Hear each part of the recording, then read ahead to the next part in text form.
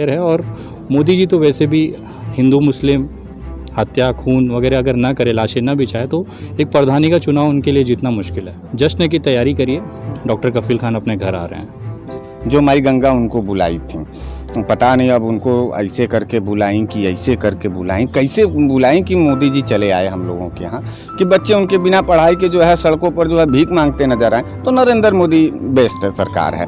वहीं पर पहुँच करके उनके मुंह को लाल करेंगे और उनकी गद्दारी और उनके झूठ को जो है पूरी जनता के सामने बताएंगे। आने वाले नस्लों के लिए लड़ाई है काशी भाई। अब अपनी नस्ल तो ख़त्म कर दी है नरेंद्र मोदी ने और अमित शाह ने। गद्दार भारतीय जनता पार्टियों के लोगों को जो है सत्ता से बाहर ढकेलेंगे। और बनारस का कसम है, बाबा विश्वनाथ का कसम है हम लोगों को, कि हम लोग अगर इस लड़ाई को बीच रास्ते में अगर छोड़ के गए तो हमारे घर का और परिवार का नाश हो, नहीं तो हम तब तक लड़ते रहेंगे जब तक हम भाजपाइयों का नाश न कर दें। जय। अगर स्कूलें अगर ये ना बंद करें तो कल को फिर बेवकूफ़ किसको बनाएंगे? मेरी भाषा में बोलते तो चूतिया किसको बनाएंगे? आया ना रामराज, अब क्या लेंगे सर? ब्राह्मणों जिन ब्राह्मणों ने उनको ताजपोशी की थी प्रभु श्री राम की, आज क्या हालत है? आज वही सरयू नदी ब्राह्मणों के खून से पूरी भरी पड़ी है। जिन क्षत्रियों का नाम लेके करते हैं उनकी पूरी हत्याएं यहाँ खुलेआम हो रही हैं। राम जी ने वहाँ पे रावण की हत्या की थी, वो ब्राह्मण थे। यहाँ पे योगी जी वही चीज़ कर रहे हैं। दिल्ली में 3 दिवसीय बैठक के बाद विनय दुबे, जो सरकार के प्रति काफ़ी मुखर रहते हैं, आज बनारस पहुँचे हैं और हम इनसे बात करेंगे और जानेंगे कि क्या बनारस प्रधानमंत्री नरेंद्र मोदी का क्षेत्र है, इसके बारे में उन्होंने कितना समझा, कितना देखा और अपने चश्मे से किस तरह से देखते हैं, इसके लिए हम बात करेंगे। और हमारे साथ बनारस वाले मिश्रा जी भी हैं और तमाम लोग हैं जो सोशल एक्टिविस्ट हैं और साथ में केंद्र सरकार और राज्य सरकार की नीतियों का खास तौर पर विरोध करते हैं और क्यों करते हैं, इन सब सारी चीज़ों के बारे में हम इनसे बात करेंगे। सबसे पहले विनय दुबे जी, बनारस आप आए हैं, इसके पहले भी आप आ चुके हैं, अभी 3 दिवसीय आपकी मीटिंग भी हुई है, फिर आप बनारस का रुख किए हैं, तो क्या दिल्ली और बनारस में कुछ सामंजस्य बैठाना चाहते हैं?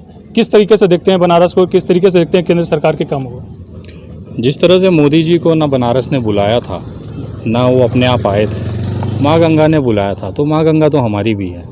तो उसी के नाते ये घर है मेरा और हमेशा से एक जुड़ाव रहा है बनारस से, तो मैं आते जाते रहूँगा और इनको बुरा लगता है अपने घर रहें। दूसरी चीज़, जो चीज़ें हम लोग कर रहे हैं, चाहे दिल्ली या मुंबई या चाहे बनारस हो, वो देश की बात है, वो देश के अंदर का एक हिस्सा है। तो ये सारी चीज़ें हम करते रहेंगे। और जो हम लोग अभी जमा हुए थे चीज़ों को लेके, वो इसके लिए हुए थे कि देश में जो सोशल एक्टिविस्ट हैं उनको कैसे एकजुट किया जाए, क्योंकि सभी लोग अभी बनारस से मिश्रा जी हैं, मैं मुंबई से करता हूँ, कोई है काजल निषाद जी गुजरात से करती हैं, अपने मोहित शर्मा जी हैं, पंकज श्रीवास्तव जी ये दिल्ली से करते हैं। तो हम सारे लोगों को एक साथ जमा करना था और इस तरह के देश भर में जितने भी हैं, साउथ से लेके कन्याकुमारी से लेके अपना जम्मू कश्मीर तक, लेह लद्दाख तक, तो जितने भी एक्टिविस्ट हैं उनको एक प्लेटफॉर्म पे लाना है, क्योंकि सभी का मकसद एक ही है। जनता जो परेशान है उसकी आवाज़ हम लोग उठाते हैं। तो हमें ऐसा लगा कि शायद अब एक एक उंगली बन के हम टूट जाएंगे, लेकिन मुट्ठी बनने की ज़रूरत है।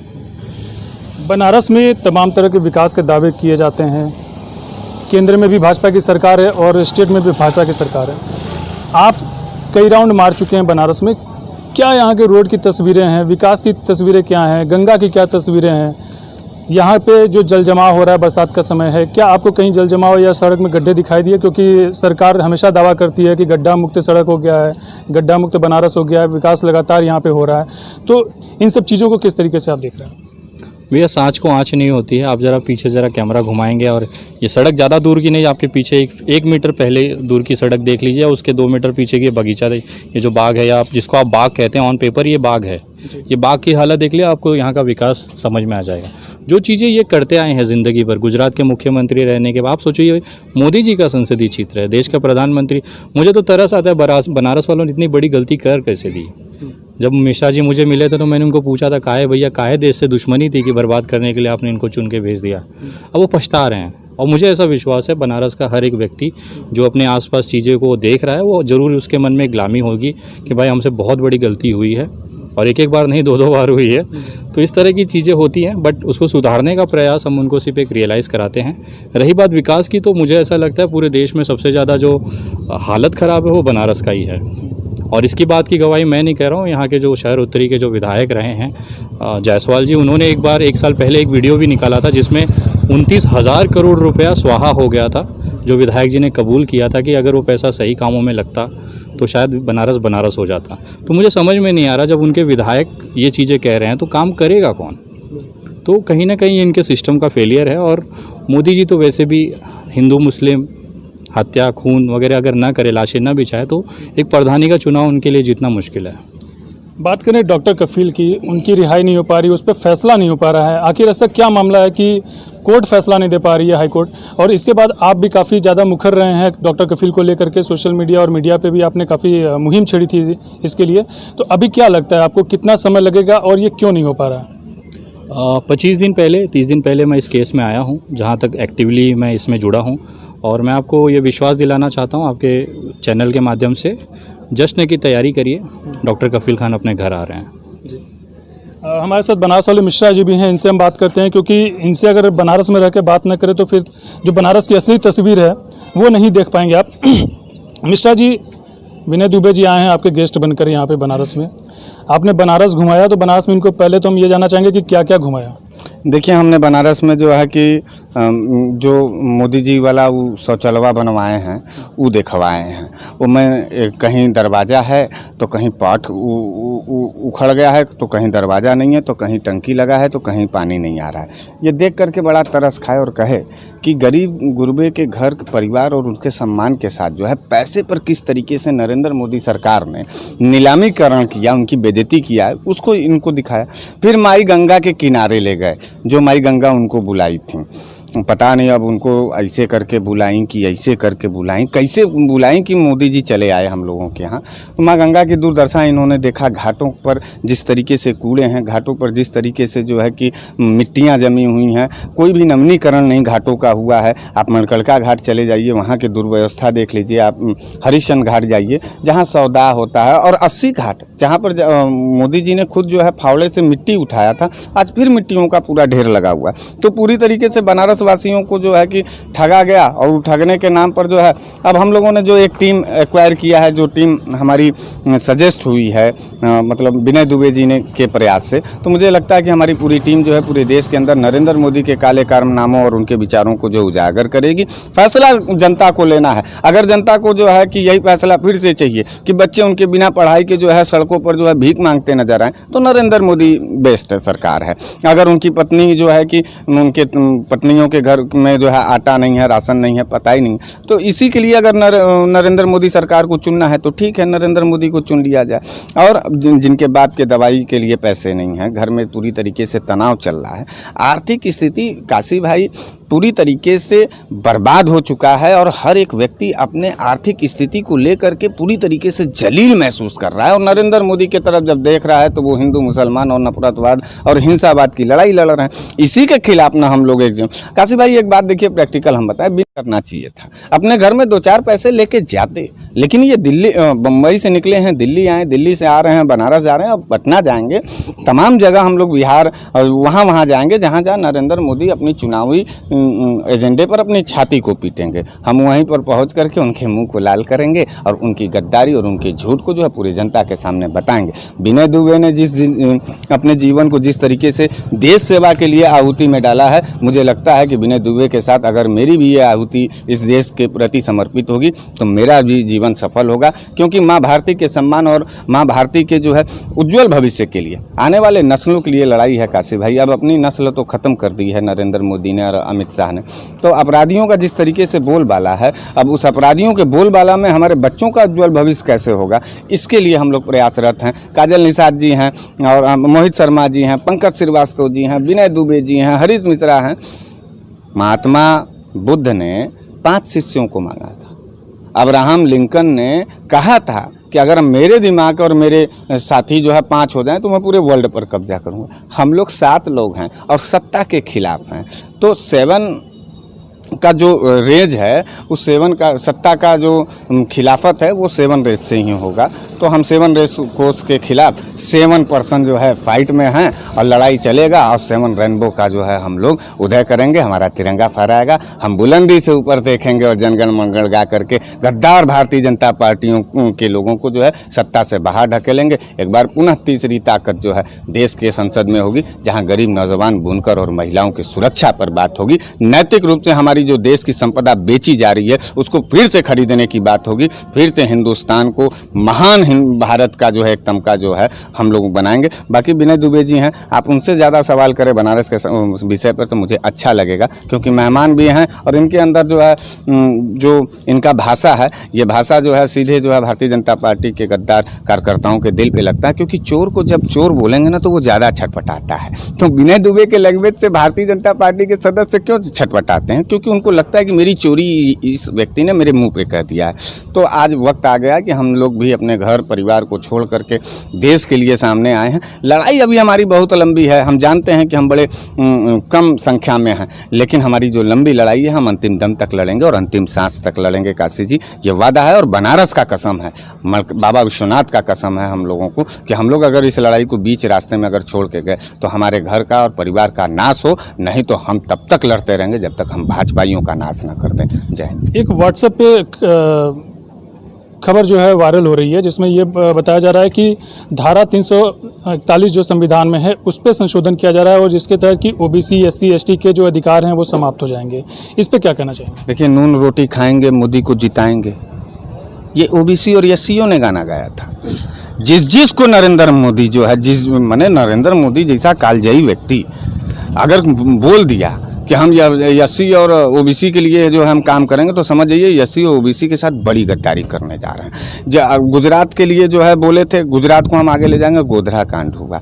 लोया जस्टिस के लिए जो है उन्होंने कहा था कि नहीं, लोया जस्टिस को जो है पूरी सुरक्षा होगा, लोया जस्टिस मार दिए गए और उनका आज भी केस नहीं हो पाया। उन्होंने कहा कि देश में बेरोजगारी हम खत्म कर देंगे। अब पूरी की पूरी तरीके जो लोग रोजगार थे, 30 करोड़ लोग इस समय 6 साल में जो है रोजगार से बाहर हो चुके हैं। आपको मालूम होना चाहिए, देश की संपदा को वो बनाने आए थे। देश की सारी संपदाओं, एयरपोर्ट और रेलवे और भेल और सेल हमारी नवरत्न कंपनियों को बेच दिए हैं। तो 341 जो धारा की बात आप कर रहे हैं, इसके सीधे जिम्मेदार हमारे देश के वो OBC और SC लोग हैं जिन्होंने दारू और मुर्गे पे अपनी ज़मीर को बेच करके EVM पर जा करके कमल के फूल का चुनाव का चिन्ह का जो है बटन दबाया, और हमारे अपने साथ साथ जो है हम जैसे नौजवानों के भी परिवारों का जो है मर्यादाओं और भावनाओं को बेच दिया ले जा करके EVM पर। तो उसका खाजियामा तो ऐसे राक्षस और गद्दार जो है हम लोगों को देंगे, लेकिन कोई दिक्कत नहीं है। आज वो ख़त्म करेंगे, हम कल आएंगे, फिर से लागू करेंगे। हम सबके सम्मान और सबके अधिकार की बात करते हैं। हम कहीं भी एक कदम भी पीछे नहीं हटेंगे,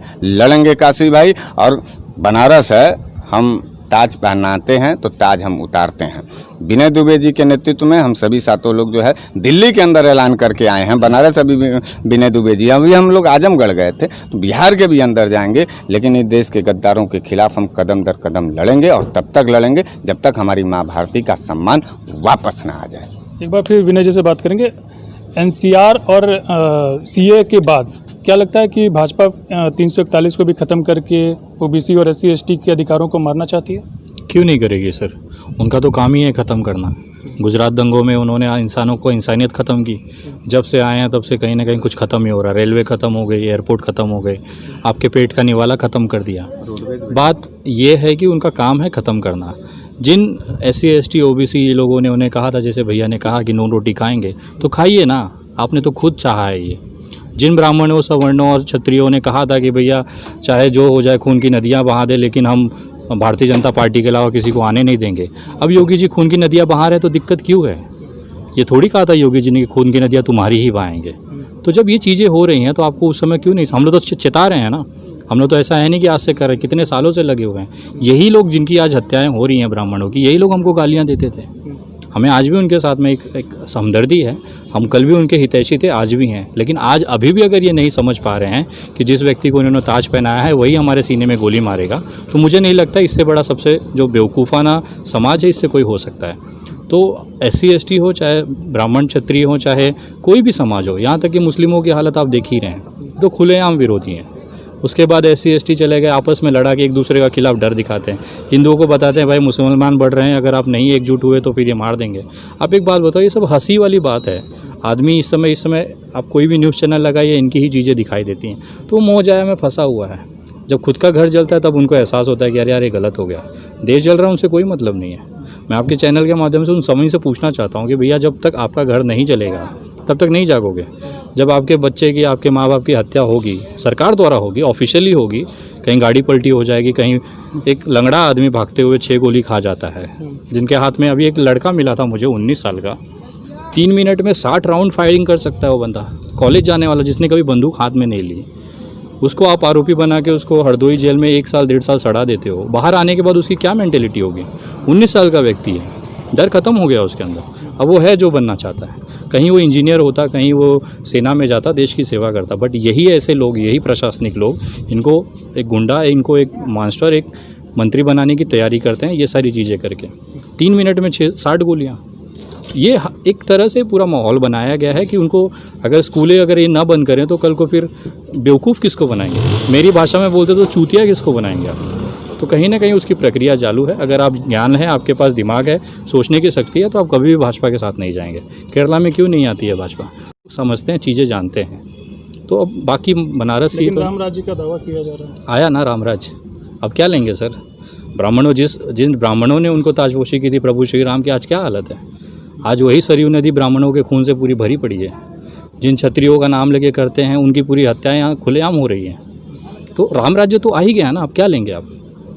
राम जी ने वहाँ पे रावण की हत्या की थी, वो ब्राह्मण थे, यहाँ पे योगी जी वही चीज़ कर रहे हैं। तो राम राज्य ही है, आप समझिए। ब्राह्मणों से मैं खुद समाज से आता हूँ, बहुत सारे लोग मुझसे पूछते हैं, मैं आज की वीडियो के माध्यम से उनसे पूछना चाहता हूँ, मज़ा आ रहा है? इसी के लिए चुने थे ना, इसी के लिए विनय दुबे को माँ बहन की गालियाँ देते थे। हम कहते थे ये व्यक्ति गलत है, आपका प्रॉब्लम होगी, आपको दिक्कत होगी भविष्य में, तो आप हमें ही गालियाँ देते। आज आपकी हत्याएँ हो रही, अच्छा लग रहा है? पूछ के, अगर आपको सही लगे तो कमेंट में बताना ज़रूर, मैं देखना चाहूँगा। तो ये थे विनय दुबे जी और बनारस वाले मिश्रा जी, हरीश मिश्रा। इन लोगों ने केंद्र सरकार और राज्य सरकार के नीतियों के बारे में बताया, किस तरीके से जनता को इनके नीतियों से नुकसान हो रहा है, इनका क्या मानना है, ये इन्होंने अपने चश्मे से देख करके बताया। कमेंट बॉक्स में ज़रूर कमेंट करें, जो इन लोगों ने बोला आप सहमत हैं कि नहीं है। लोकतंत्र टीवी के लिए वाराणसी से काशीनाथ शुक्ला।